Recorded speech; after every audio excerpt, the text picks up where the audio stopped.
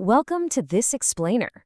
You know, if you've ever looked out at the ocean, spotted one of those colossal cargo ships, and just wondered, how on earth is something that massive actually tracked, documented, and held legally accountable?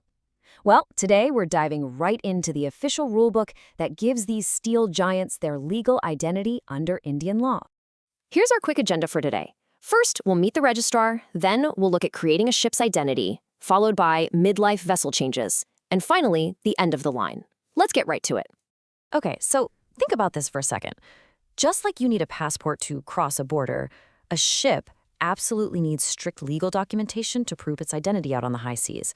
Without this legal framework, the oceans would literally be the Wild West.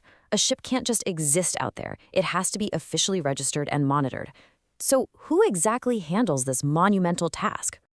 That brings us to Section 1. Meet the Maritime Registrar, the ultimate gatekeeper. Now, every major official process needs a point person, right? Under Section 18 of this framework, that person is the principal officer of the Mercantile Marine Department, or another individual specifically authorized by the central government. They act as the official registrar of Indian vessels. But they don't just set up shop anywhere. They're stationed at specific government-designated ports of registry. Ultimately, they are the absolute authority when a ship wants to claim an Indian identity. And that brings us to the registrar's core duty under Section 20, subsection 9. Honestly, it might sound like basic clerical work, but meticulously keeping a register book, making the exact right entries, and maintaining flawless records, that is the absolute backbone of maritime law. Every single ship flying the Indian flag is permanently anchored to the pages of that specific registrar's book. Moving on to Section 2. Creating a ship's identity, or what I like to call its bureaucratic birth. So how does a giant ship actually get registered? Well, Section 20 lays out a very specific step-by-step procedure. First up, no surprise here, you've got to pay the prescribed fee. But step 2 is where things get really interesting. If the registrar has even a shadow of a doubt about the title of the vessel, meaning who actually owns it and has the legal right to register it, they can demand concrete evidence until they're entirely satisfied. Only after the fee is paid, and that title is verified 100%, do we move to step 3, which is granting the actual certificates. The crucial takeaway here is that a vessel's identity is incredibly specific. Once the registrar is fully satisfied, they hand over 2 main documents: a certificate of registration that contains all the vessel's entered particulars, and a tonnage certificate detailing its gross and net tonnage. On top of that, Section 20, subsection 8 makes it clear that every Indian vessel has to be officially described by a specific name, a unique call sign, and an official number. It's essentially the ship's birth certificate, its fingerprints, and its social security number all rolled into one single package. But let's be real, what happens out there in the actual world? Ships are messy, wet, highly industrial environments. Just like you might accidentally leave your passport in your jeans and put it through the wash, Section 20, subsection 6 thankfully anticipates good old human error. If a certificate of registration gets defaced or mutilated, the law actually allows a ship to get a fresh, new certificate in lieu of the ruined original, provided they follow the prescribed manner. Now, check this out. There's a really stark contrast between 2 very different types of alternative registration. Under Section 19, if a vessel becomes entitled to be an Indian vessel while it's away at some other port, the registrar can grant a provisional certificate. This acts as a sort of temporary passport, carrying the full legal effect of a normal registration so the ship can keep operating legally. Contrast that with Section 17, temporary registration. This is a totally different ballgame.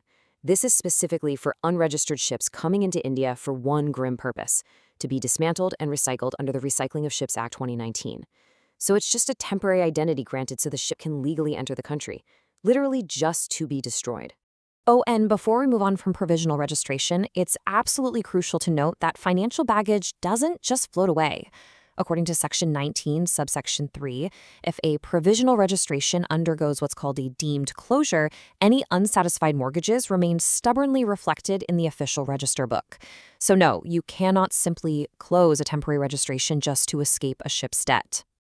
All right, let's jump to Section 3, midlife vessel changes, specifically changing ownership. Look, ships are massive, expensive assets, and they change hands all the time. According to Section 20, subsection 10, a straightforward change in ownership means the new owner has to head right back to the port of registry. The registrar then logs that change, registers the new owner's name right into the book, and grants a fresh certificate of registration. Pretty straightforward. But what if you want to lease a foreign ship and eventually own it? Well, Section 16 introduces this rather intimidating piece of legal jargon: bareboat charter cum demise. I know, it's a mouthful. But in plain English, it just means an Indian charterer rents a foreign vessel on a contract with the ultimate goal of full ownership transferring to them after a set period. The law actually allows these foreign vessels to be registered under this part of the Indian framework, subject to certain conditions. It's literally a rent-to-own program, but, for multi-million-dollar cargo ships. And finally, we arrive at Section 4, the end of the line of vessel's demise. This is where Section 20, subsection 7, takes a sudden, almost action movie turn. A ship doesn't always just quietly retire. The law explicitly states that a vessel ceases to be an Indian vessel under some pretty wild scenarios. We're talking about it being actually or constructively lost at sea. It could literally be taken by the enemy. It might be burnt down or physically broken up for scrap. Or, on a slightly less dramatic note, it might just be registered under the laws of another country.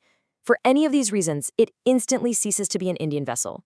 But guess what? The paperwork does not end just because the ship is sitting at the bottom of the ocean. The law is incredibly strict about this.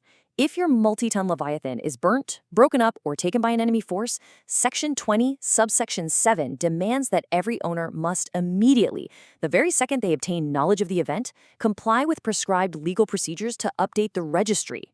You absolutely cannot just sit back and let the registrar assume your ship is still out there sailing. We usually just focus on the physical reality of a ship, right? The steel, the massive cargo containers, the crew working on deck. But I want to leave you with this.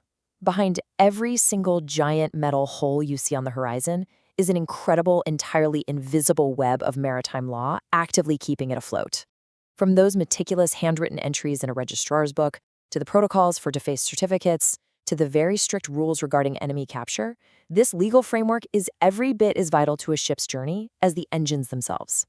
Thanks so much for joining me for this explainer on the legal identity of Indian vessels. Keep learning and keep looking deeper into the hidden systems that run our world.